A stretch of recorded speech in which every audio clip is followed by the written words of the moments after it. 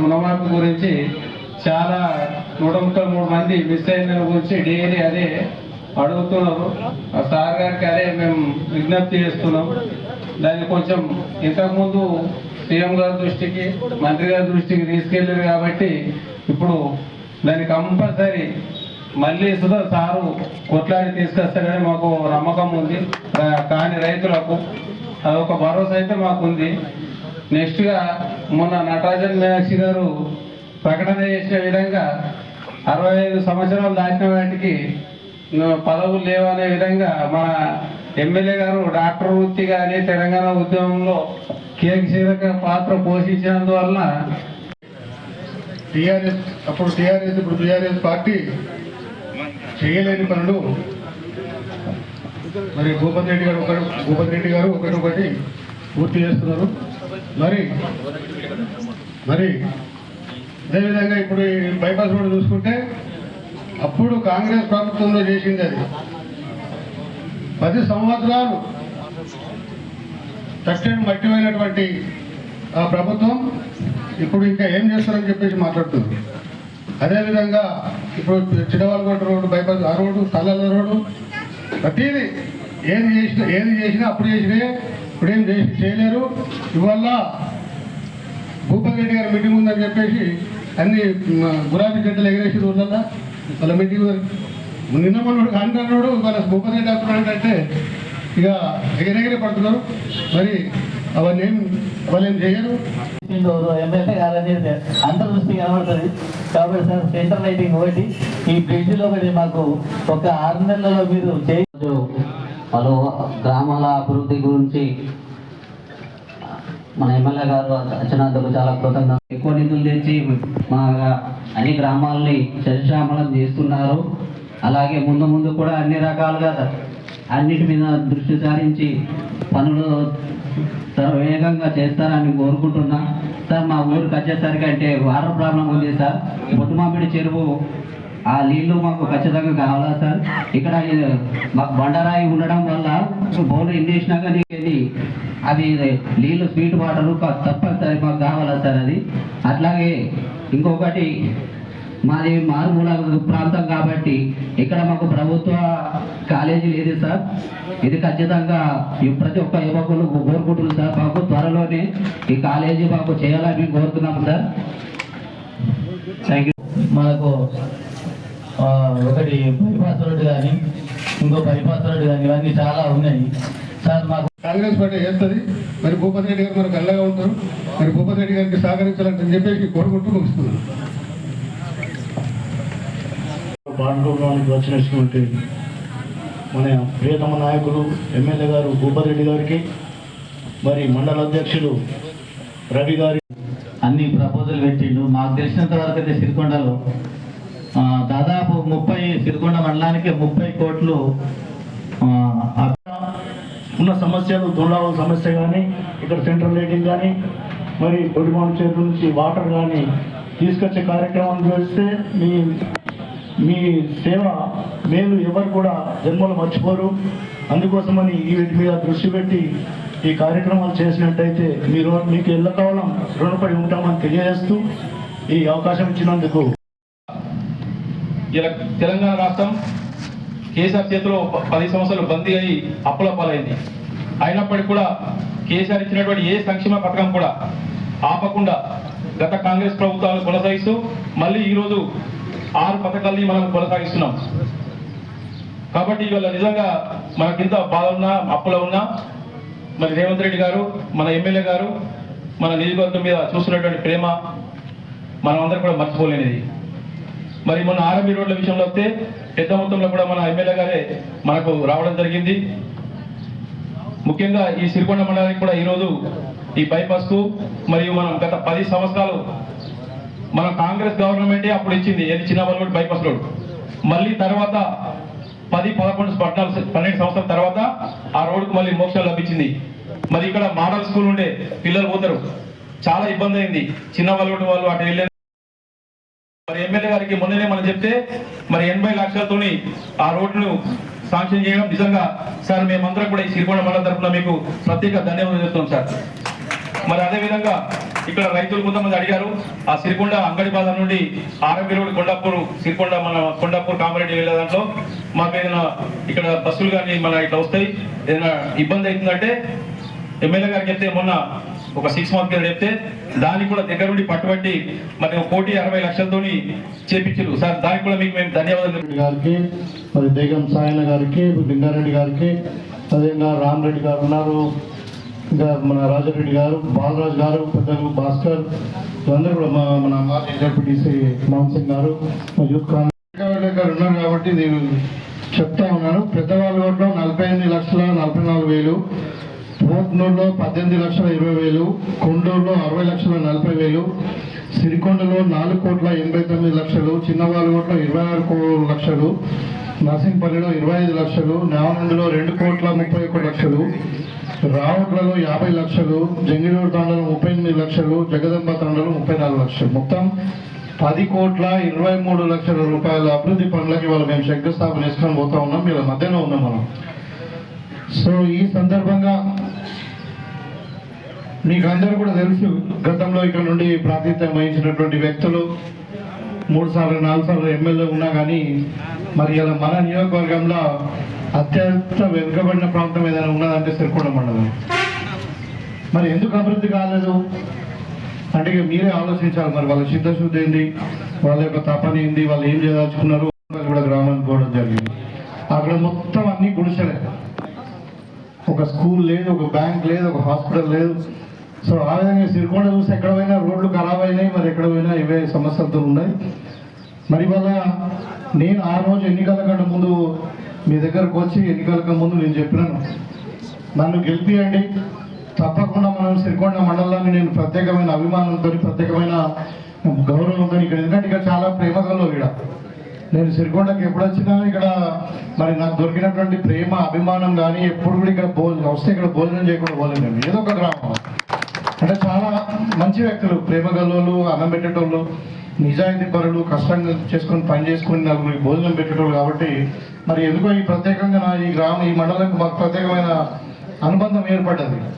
So ఆ రోజు చెప్పిన నేను నిజంగా నాకు గౌరవించండి, మరి పార్టీని ఆదరించండి అంటే నిజంగా చెప్పడం కాదు, మనకి ఇలా మనకు సిరికొండ మండలం నుండి నాకు మెజారిటీ వచ్చింది 5,000 పైచీలు.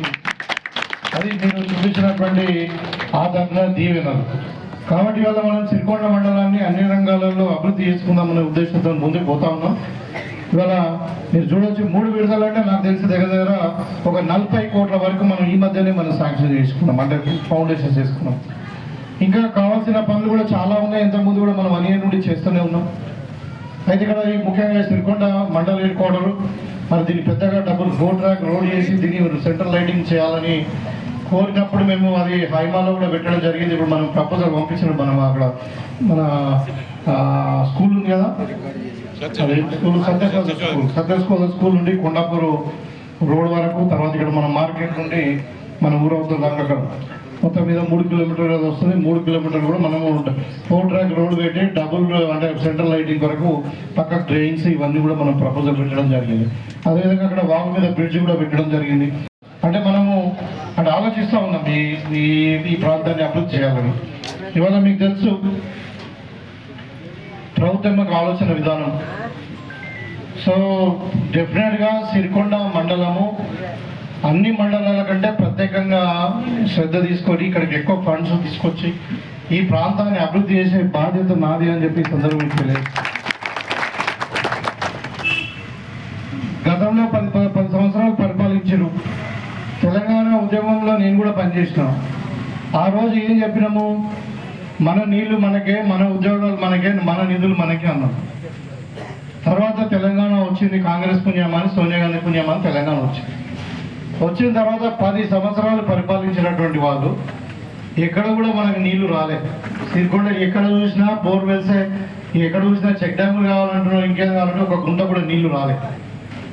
మరి ఆ రోజు రాజశేఖరం కొరకు వచ్చేట్లు చేసిరా, ఇది ఏం చేసినారు కానీ మొత్తం మీద ప్రాణిదా చెవెళ్ళ ప్రాజెక్టు మరి ప్యాకేజ్ 2021-22 మన నిజామాబాద్ పాత జిల్లా అంటే కామారెడ్డి నిజామాబాద్ జిల్లా కలిసి మొత్తం 4 లక్షల ఎకరాలకు పారించేటువంటి ప్రాజెక్టును మొదలుపెట్టి మరి మనకు పోచంపాడు ప్రాజెక్టులో మనకు 25 టీఎంసీల వాటర్ మనకు అలకేట్ చేసి మరి 25 టీఎంసీలకే 4 లక్షల ఎకరాలకు ఆయకట్టు ఇచ్చేది. ఎందుకంటే అది కొంచెం డ్రై క్రాప్స్ అని లేకుంటే డ్రిప్తో పారిస్తామని చెప్పి అట్లా అనుకునే యూజువల్ ఏంటంటే ఒక టీఎంసీ వాటరు మనకు వరి వాడేసి 6 నుండి 8,000 ఎకరాలకి పనిచేస్తుంది. కానీ వీళ్ళు ఏంటంటే 6 తడి పంటల కొరకు ఎస్టిమేషన్ చేసి తర్వాత పైపుల ద్వారా అంటే డ్రిప్ ద్వారా ఇస్తాం, ప్రిసైజ్ డెలివరీ ఇస్తామని చెప్పి 4 లక్షల ఎకరాలకు ఆయకట్టు ఇవ్వడం జరిగింది. అయితే అది నిజంగానే వాళ్ళ పాపం 800 కోట్లు ఖర్చు పెట్టిండ్రు. బినోలలో సర్జిపుల్ తవ్విండ్రు, మన సారంగపూర్లో సర్జిపుల్ తవ్విండ్రు, టన్నెల్ తవ్వేసిండ్రు. మనం అంటే 21 ప్రాజెక్ట్ అయిపోతుండే మన మటుకైతే ఏది మన 21 ఇయర్ ప్యాకేజ్ అంటే 2 లక్షల ఎకరాలు నీళ్ళు వచ్చాయి. దాన్ని రీడిజైనింగ్ పేరు మీద కాళేశ్వరం పేరు మీద ఈయన కూడా ఇక్కడ మంచి పనులు పెద్ద చెరువు పెట్టారు 3.5 టీఎంసీ అని చెప్పేసి దాని పైపుల ద్వారా నీళ్ళు అందించాలి. అది కానీ లేని పెంట పెట్టేసి మొత్తం మీద ఇంకొక 800 కోట్లు ఖర్చు పెట్టిన దాని కాస్ట్ మాత్రం 3,000 కోట్లకు పెంచింది. ఏమైంది ఇవాళ 3,000 కోట్లు కాస్ట్ పెంచినా 10 ఏళ్ళు అయింది ఒక చుక్క నీళ్ళు రావాలి. ఇవాళ మేము మళ్ళీ మాట్లాడుతున్నాం. ఇవాళ ముఖ్యమంత్రి గారితో రిక్వెస్ట్ చేసాము, మన ఉత్తమ్ కుమార్ రెడ్డితో కూడా మనం అందరం కూడా అంటే సెక్రటరీలు ఈఎన్సీలతో కలిసి కామారెడ్డి ఎమ్మెల్యే గారు ఆయన మన గవర్నమెంట్ సెక్రటరీ గారు మన జుప్పల్లి కృష్ణరావు వీళ్ళందరూ మేము కూర్చొని ఒక రివ్యూ మీటింగ్ పెట్టి ఇది ఖచ్చితంగా కావాలా, ఇది మా ప్రజల యొక్క కళ, మరి మాకు 6 మండలాలు మాకే ఉన్నాయి, మరి ఖచ్చితంగా కావాలి ఎట్టి పరిస్థితుల్లో అంటే నేను మా పత్రికా విలేకరులు చెప్పకూడదు కానీ ఈ ప్రాజెక్టు కాకుండా నేను నిజంగా ధర్నా చేస్తాను చెప్పిన. ఇక నేను అధికార పార్టీ అయినా కానీ ఎందుకంటే నేను అధికారం అప్పుడు టీఆర్ మంచి ప్రాజెక్టు నేను సపోర్ట్ చేస్తాను, ప్రజల వైపు ఉన్నది ప్రభుత్వం వ్యతిరేకంగా చేస్తాను. అంటే ఇవాళ నేను ప్రజల వైపు ఉంటా, ప్రజల కోరిక వాళ్ళు ఏమి అడుగుతలేరు, నీళ్ళు అడుగుతుంది కాబట్టి ఖచ్చితంగా మనం చెయ్యాలని చెప్పి రిక్వెస్ట్ చేసి గట్టిగా కొట్లాడితే మన ఆ రోజు మీటింగ్లో బినెట్స్లో రాసిండ్రు పాత మోడల్లోనే అక్కడ మంచి చెరువు కెపాసిటీ పెంచకుండా మన పాత మోడల్లోనే 25 టీఎంసీల నీళ్ళలో మనకు అంటే కామారెడ్డి ఊళ్ళో మనకు మొత్తం మీద 2 లక్షల ఎకరాలకు నీళ్ళు ఇస్తామని చెప్పి ఒప్పుకున్నాం. ఇప్పుడున్న ఎస్టిమేషన్ అందుకంటే కట్ట పెంచడం ఇదంతా లేకుండా మనకు 500 కోట్లలోనే అయిపోతుంది. సో దాని గురించి మళ్ళీ మీరు గడపడుతుంది అటు మన వేల్పుర కూడా పోతుంది. కాబట్టి అంటే గతంలో చెప్పిన వాళ్ళు ఇలా మరి ఒక నీరు ఇవ్వలేదు. ఇక పిల్లలకు ఉద్యోగాలు అయితే మీకు తెలుసు, ఊళ్ళోకి వచ్చినాయి, వాళ్ళ కుటుంబంలో వచ్చినాయి. కేసీఆర్ బిడ్డకు వచ్చింది, కేసీఆర్ కొడుకు వచ్చింది, కేసీఆర్ అల్లుడికి వచ్చింది, కేసీఆర్ సడగుడు కొడుకు, ఇంకా ఓడోడో వచ్చింది. వాళ్ళ చుట్టాల బంధువులు అందరూ వాళ్ళకు ఉద్యోగాలు వచ్చినాయి, ఎవరికి రాలేదు. ఇక నీళ్ళ సంగతి కూడా అయిపోయినా నీళ్ళు కూడా కాళేశ్వరం గురించి చెప్పాలా. ఇవాళ మన సిరికొండలో ఒక్కొక్క ఇల్లు మేస్త్రి కట్టింది ఉన్నది, బందోబస్తున్న 50 ఏళ్ళైనా పోలే. ఇవాళ మరి కేసీఆర్ ఒక ప్రాజెక్టు కట్టిండు, లెక్కలేక కట్టిండు కాళేశ్వరం అని 95 కోట్లు పెట్టిండు ఖర్చు. 95,000 కోట్లు ఖర్చు పెడితే అది 3 ఏళ్లలో మునిగిపోయింది, కూడిపోయింది, 3 ఏళ్లనే కూలిపోయింది. అదే చూడండి నాగార్జున సార్ చూడండి, శ్రీశైలం ప్రాజెక్ట్ చూడండి, కట్టి 70-80 ఏళ్ళు అయింది, 70 ఏళ్ళు అయింది, దగ్గర 60 ఏళ్ళు అయింది కొన్ని మన పోచంపాడు కూడా కట్టి. మరి ఇంకా 100 సంవత్సరాల చెక్కు అది ఉంటుంది అట్లా పని. ఇవాళ మనం చూస్తున్నాం, ఇవాళ పేపర్లో చూసినామా హరిరామ్ అని ఈఎన్సీ ఉండేది కాళేశ్వరం ప్రాజెక్టులో. ఈఎన్సీ అంటే ఇంజనీర్ ఇన్ చీఫ్, ఆయన మెయిన్ అన్నట్టుగా ఆయన ఇవాళ ఏసీబీలో దొరికిడు. వాడిని రాస్తే 100 కోట్లు అంట ఇంజనీర్ రాస్తే. ఇక దాన్ని బట్టి మీరు చూస్తే ఎంత అవినీతి జరిగిందో. మరి అది 3 ఏళ్ళనే కూలిపోయిందంటే ఇక దాని గురించి ఇక మనం ఇక మీకు అందరికి అర్థమైంది, అంతకంటే అయిపోయి అవసరం. అంటే అట్లా కూలిపోయే ప్రాజెక్ట్ కట్టిండి. అది ఎవరు కట్టిన అంటే ఎవడన్నా ఇల్లు కడితే జనరల్గా మనం ఏమనుకుంటాం, మా నాన్న కట్టించినట్టు, లేకుండా ఇంకా గర్వం ఉంటే నేనే కట్టుకునే పోయి నేను కష్టపడి సంపాదించుకునే కట్టుకున్నా అంటారా, లేకుంటే లేదు పోయి మా మేస్త్రి కట్టిండు అంటారా. అంటే వాళ్ళ కట్టిన కాళేశ్వరాన్ని మేము కట్టినామని చెప్పుకునే పరిస్థితిలో లేదు. మాకు తెలియదు పోయి ఇంజనీర్ కట్టిన దీనికి ఎందుకు కూలిపోయింది. అది ఇలా డ్యామ్ సేఫ్టీ అథారిటీ వాళ్ళు వచ్చి అది ఉండదురా బాబు మీరు నీళ్ళు ఉంచకూడాలంటే వీడ నింపి పంపు చేయమంటాడు. అరే డ్యామ్ సేఫ్టీ అథారిటీ వాళ్ళు మన తెలంగాణ వాళ్ళు ఢిల్లీ వాళ్ళు వాటర్ సెంట్రల్ వాటర్ కమిషన్ వాళ్ళు డిసైడ్ చేశారు. అది డ్యామ్ సేఫ్టీగా లేదంటే నీళ్ళు పెట్టకూడదు, కింది భాగం కొట్టకపోతుంది, మళ్ళీ ప్రాబ్లం అవుతుంది. అది అట్లా ఉన్నది. ఇక ఇప్పుడు ఇన్ని పిల్లలకు చదువు ఇన్స్టిట్యూషన్స్ అని కథను పట్టించి ఒక పిల్లలకు ఉద్యోగం ఇవ్వలేదు. ఇక నిధుల సంగతి చెప్తే కదా ఇప్పుడు ఎంత మరి ఒక కాళేశ్వరంలోనే 95,000 కోట్లు ఖాళీ చేశారు. ఒక్కొక్కరికి 10 ఫామ్ హౌస్లు. ఇక మనం కూడా 5 ఇల్లు ఉన్నాయంట, వాడు ఏం చేస్తుంటాడు అర్థం కాదని. అంటే అట్లా తయారైతే ఇవాళ వాళ్ళు ఏం చేస్తున్నారు, వాళ్ళు ఇవాళ ఏం చేస్తున్నారు, ఒక ప్లీనర్ పెట్టుకున్నారు వరంగల్. ఒక ప్లీనర్ పెట్టుకున్నారు వరంగల్. అదేంటంటే బీఆర్ఎస్ 25 ఏళ్ళు అయిందంట. బీఆర్ఎస్ వచ్చి 25 ఏళ్ళు అయిందా? బీఆర్ఎస్ ఎప్పుడు అంటే టీఆర్ఎస్ ఉంటే 25 ఏళ్ళు అయింది. టీఆర్ఎస్ నువ్వే తీసేస్తుంది. ఎలక్షన్ కమిషన్ నోటీస్ రాస్తే నువ్వే అప్లికేషన్ పెట్టుకొని ఇది మొత్తం తీసేసి బీఆర్ఎస్ భారత రాష్ట్ర సమితి పెట్టుకుంది. అది భారత రాష్ట్ర సమితి వచ్చి 3-4 ఏళ్ళే కానీ మరి 3 ఏళ్ళ 25 ఏళ్ళు ఎట్లయితుంది? టీఆర్ఎస్ ఉందంటే టీఆర్ఎస్ లేదు, బీఆర్ఎస్ 25 ఏళ్ళు అంటే బీఆర్ఎస్ 25 ఏళ్ళు కాలేదు. మరి దేని కొరకాయను అసలు ఇలా టీఆర్ఎస్ అనే పార్టీ అవసరమా మనకు? ఇప్పుడు మన తెలంగాణ కాంగ్రెస్ పార్టీ ఇచ్చిన తర్వాత నేను చెప్పిన ఇప్పుడు దేనికైతే మక్సత్ ఉన్నదో మన నీళ్ళు మనకు, మన ఉద్యోగాలు మనకు, మన నిధులు మనకు అనుకున్నప్పుడు 10 ఏళ్ళు అధికారం ఇచ్చిండ్రు. మరి నువ్వు మొత్తం తెలంగాణ అంతా నాశనం పట్టించేసి అప్పుల పాలు చేసేసి ఇలా కుటుంబ పాలనగా దోసుకొని ఇవాళ మళ్ళీ ఇంకా తెలంగాణ మేము ఆదరించాలా, మళ్ళీ కేసీఆర్ ముఖ్యమంత్రి కావాలంటే దేని కొరకు అసలు టీఆర్ఎస్ అవసరమా? టీఆర్ఎస్ దేని కొరకు అవసరం ఉండదని అడుగుతా ఉన్నా మీకు. ఇలా టీఆర్ఎస్ ఒక ఆవశ్యకత అవసరం ఉన్నదంటే ఓన్లీ కేసీఆర్ కుటుంబ సభ్యులకి అవసరం ఉంది.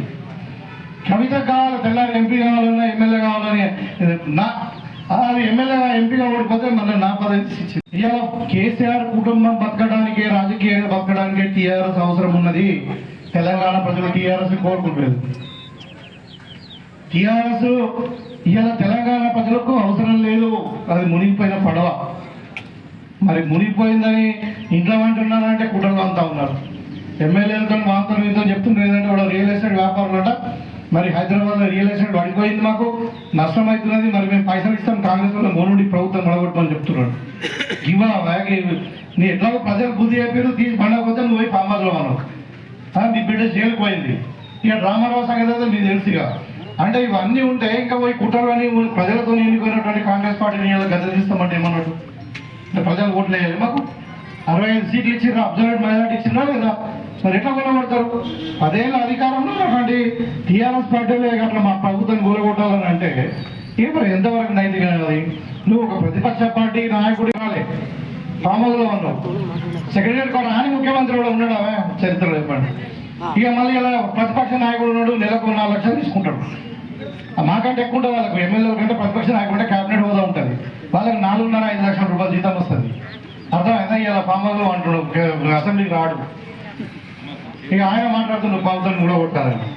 అంటే నేను చెప్తాను, మీకు గమనించాలి ఈ దొంగల వ్యవహారాలు మీరు. కాబట్టి ఇవాళ వాళ్ళకు క్లీనర్ పెట్టుకొని దేని కొరకు క్లీనర్ పెడుతున్నా అంటే సమాధానం లేదు. 15 ఏళ్ళ కాంగ్రెస్ ప్రజలకు మోసం చేసింది, కాంగ్రెస్ను కూలగొట్టాలా, కాంగ్రెస్ దీపావళి అంటే అరే ప్రజలు మాకు 5 ఏళ్ళ అవకాశం ఇచ్చిండ్రాయా? ఇందిరమ్మ రాజ్యం ఇది, మరి ఇందిరాగాంధీ పార్టీ కాబట్టి ఇట్లా ఉండాలని చెప్పి ప్రభుత్వం ఆలోచించాలి. ఇందిరమ్మ ఇండ్లు కూడా గతంలో డబుల్ బెడ్రూమ్ ఇల్లు అన్నారు. ఇక మనం చూస్తే కదా చరిత్ర, మరి ఓళ్ళకి డబుల్ బెడ్రూమ్ కట్టించారు. కానీ ఇవాళ మనకి ఇందిరమ్మ ఇండ్లు దగ్గర మన నియోజకవర్గంలో 4000 ఇండ్లు మనకు శాంక్షన్ అయినాయి. మీకు ఇలా సిరికొండ కూడా మీరు మండలి పెట్టుకుంటారు కాబట్టి మీరు 100 కట్టుకుంటే 100 ఇస్తాం. మీరు కట్టుకోవడానికి ముందుకు రండి, అర్హులై ఉండాలి. ఇక ఇల్లు ఉన్న వాళ్ళకైతే ఇండ్లు ఏమమ్మా, మా చుట్టమైనా పర్వాలేదు, మా బంధువు అయినా పర్వాలేదు, మా కులం అయినా పర్వాలేదు, మేమైతే ఇల్లు ఉన్న వాళ్ళకి ఇవ్వము, ఇల్లు లేని వాళ్ళకే నిరుపేదలకే ఇస్తాం. మీరు సిరికొండ మండల హెడ్ క్వార్టర్లో మరి ఇక్కడ అందరు ఉన్నారు, మీరు 100 ఇల్లు కట్టుకుంటే 100 ఇస్తాము. ఈ ప్లాట్లు లేని వాళ్ళకు ప్లాట్లు ఇస్తాం. ఇక్కడ కొంచెం సమస్య ఉన్నది, గతంలో పంచిండ్రు కానీ టైటిల్స్ ఇవ్వలేదు. అది కూడా మేము ఆ భూమి కూడా మేము వెరిఫై చేసి మరి 75 గజాల కాడికి ఒక్కొక్కళ్ళకి మీరు టైటిల్ ఇచ్చి అక్కడ కూడా ఇల్లు కట్టిస్తాం, ఇల్లు లేని వాళ్ళకు. కాబట్టి ఇది గవర్నమెంట్ ఒక ప్రభుత్వం ఒక ఆలోచన ఇవ్వాలి. ఎట్లుండే ధరణి అంటే అసలు అదొక ఈ కొండూరులో నేను అప్పుడు ఎమ్మెల్సీ ఉండి టీఆర్ఎస్లో ఉండి కూడా నేను మాట్లాడిన, కొండూరులో 5 కోట్ల అవినీతి ఏం భయ్, మరి భూమి ట్రాన్స్ఫర్కి పైసలు తీసుకుంటే ఎక్కడ కిందానంటే ఆ రోజు విచారణ జరిపించి తూతు మొత్తం చేసి నువ్వు అప్పుడు నాకు బదులేదు టీఆర్ఎస్ అంటే ఇవాళ అటువంటి దరిద్రమైన చట్టం తీసుకొచ్చి కేసీఆర్ ఇలా లక్షల కోట్లు కొలగొట్టింది హైదరాబాద్ చుట్టుపక్కల. సో ఇలా భూ కబ్జాదారులు ఎవరైనా ఉంటారో చెప్తున్నారు కదా, ఇవాళ ఎవడైనా కానీ ప్రభుత్వం భూమి కాజేసినా ఇంకేదైనా చేసినా ఇది భూభారతి వస్తూ ఉన్నది, మొత్తం బయట దేశం పడుకున్న టీఆర్ఎస్ కూడా ఉన్నది. అంటే అలాగే మొత్తం 100% మొత్తం గవర్నమెంట్ భూములు బయట తీస్తాం, ఎవరిని వదిలిపెట్టేది లేదని చెప్పి ఇప్పుడు భూభారతి చట్టం వచ్చింది. మొన్న కలెక్టర్ గారు వచ్చి మీ దగ్గర వచ్చి మీకు మొత్తం దాని మీద వివరించారు. ఇంకా రెవెన్యూ అధికారులు కూడా మీ గ్రామాలకే వస్తారు, మీరే అధికారులు తిరిగి అవసరం లేదు. ఇవాళ ఒక నెల రోజులప్పుడు మేము మొత్తము మీరు మరి మీ భూమికి సంబంధించిన ఫిర్యాదులు మీరు చేసుకోండి, పరిష్కారం దొరుకుతుంది. నాకు తెలిసి 100% అన్ని భూ సమస్యలకు పరిష్కారం భూభారత్ చట్టం.